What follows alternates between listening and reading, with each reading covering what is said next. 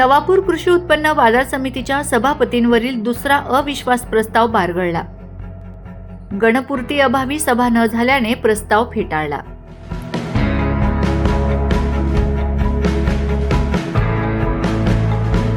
नवापूर कृषी उत्पन्न बाजार समितीचे विद्यमान सभापती बकाराम गावित यांच्या विरोधात एकाच वर्षात दुसऱ्यांदा दाखल करण्यात आलेला अविश्वास प्रस्ताव अखेर बारगळला. आवश्यक गणपूर्ती न झाल्यामुळे अविश्वास प्रस्तावावर चर्चा होऊ शकली नाही आणि तो नियमानुसार फेटाळण्यात आल्याची माहिती अधिकृत अधिकाऱ्यांनी दिली. नवापूर कृषी उत्पन्न बाजार समितीची एकूण सदस्य संख्या 18 असून त्यापैकी 17 सदस्य निवडून आलेले आहेत, तर एक जागा रिक्त आहे.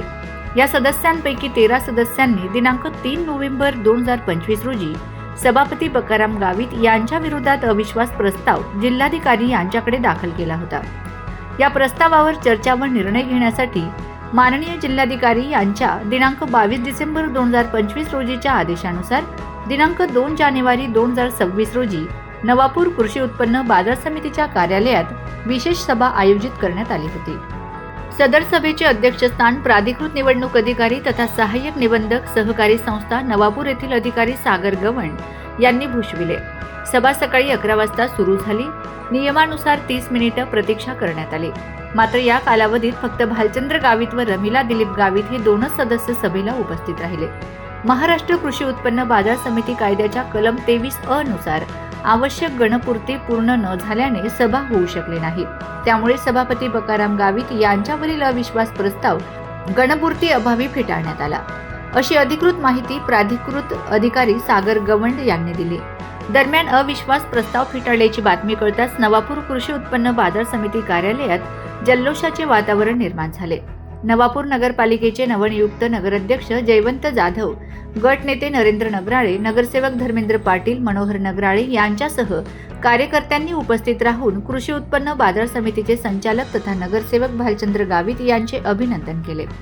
यावेळी फटाक्यांची आतिषबाजी करत आनंद व्यक्त करण्यात आला.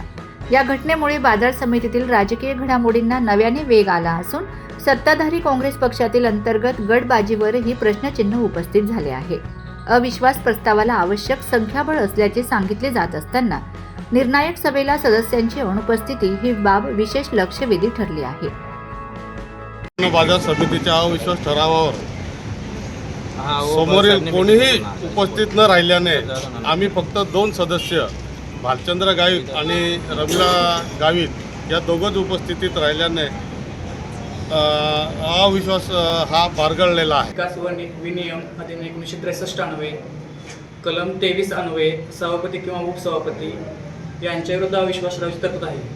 त्यानुसार बाजार समितीच्या एकूण 13 समिती सदस्यांनी त्यांच्या स्वाक्षरीने मान्य जिल्हाधिकारी नंदुरबार यांच्याकडे दिनांक 3/11/2025 रोजीच्या पत्रान्वये कृषी उत्पन्न बाजार समिती नवापूरचे विद्यमान सभापती श्री बकाराम फतेसिंग गावित यांच्या विरुद्ध कलम 23 अन्वये अविश्वास ठरावाची मागणी केली होती.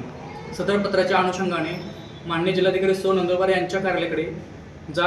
20/6 क्रोबास नवापूर अप्र ठराव कार्यवाही 2025 दिनांक 22/12/2025 रोजीच्या आदेशानुसार विशेष सभा बोलवण्यासाठी माझी श्री सागर गवंड सहाय्यक निबंधक सहकारी संस्था नवापूर यांची प्राधिकृत अधिकारी म्हणून नियुक्ती केली होती.